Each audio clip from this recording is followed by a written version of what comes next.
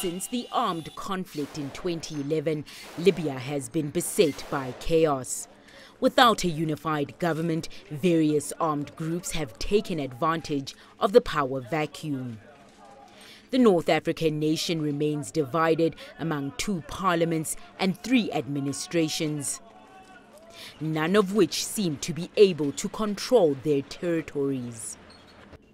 Prime Minister Fayez al-Sarraj heads up the UN-backed government in Tripoli, while General Khalifa Haftar leads the Libyan National Army and has the support of the House of Representatives in Tobruk.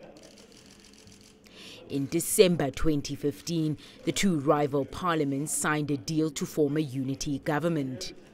But the deal still hasn't been implemented.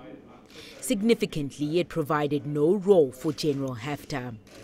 Haftar has established himself as a key player, seizing the country's major oil terminals.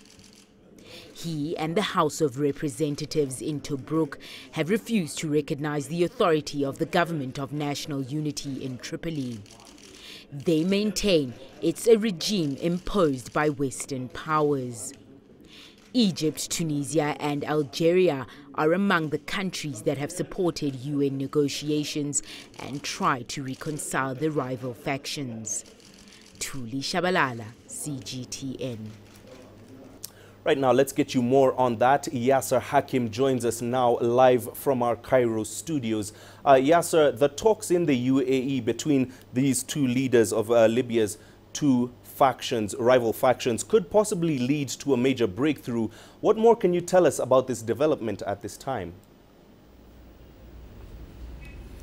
Well, obviously both of them sitting together in itself is a breakthrough. They have not had direct talks since January 2016.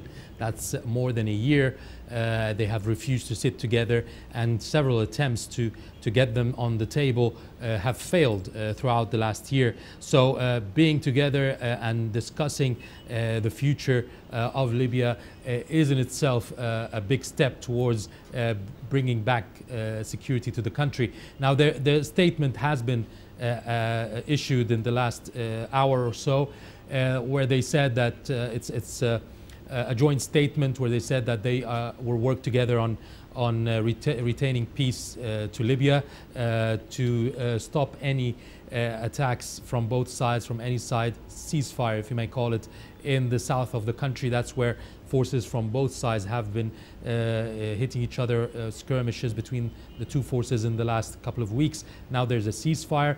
They said they will be working on the amendments required in the UN brokered deal, which is called the Khairat deal, which is supposed to have offered a unity government but has not been put into action. Now they're working on having a unity government.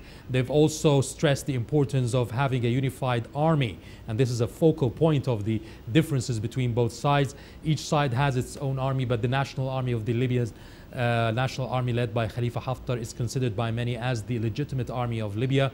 And now Fayez al-Sarraj on the other side seems to have agreed that they would put forces together and create one army that will be independent from the political or the presidential council. So it will have an independent entity which is not influenced by political rivals and political rivalries. They say it will concentrate on fighting terrorism and on protecting the borders of Libya from any smuggling, weapons, militants, and so forth. And that will be the main role of the army in the country. And obviously, ISIL is the first target by the army, and as well as the militias that should be disarmed. There are many militias in Libya, and they are calling on these militias to disarm and to join the army, as well as trying to lift the arms embargo on the Libyan army by the international community. This is also one of the points that has been discussed, how to push or convince the international community to lift its arms embargo on the Libyan army. So important points that could pave the way for peace in Libya very soon. And Yasser, we do also understand that the Egyptian president was being expected in the United Arab Emirates. Is President Sisi's visit in any way linked to the Libya talks? He is in the United Arab Emirates. He's arrived a few hours ago, and he met with the monarchs there and the president, and he also said that what will be discussed will not only be Libya.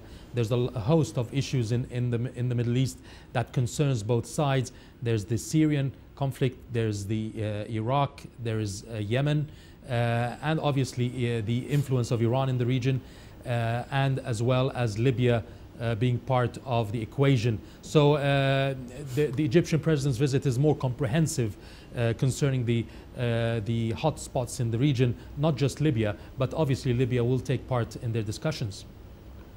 All right, Yasser, thank you very much for those updates on the Libya peace process. That was CGTN's Yasser Hakim joining us live from Cairo.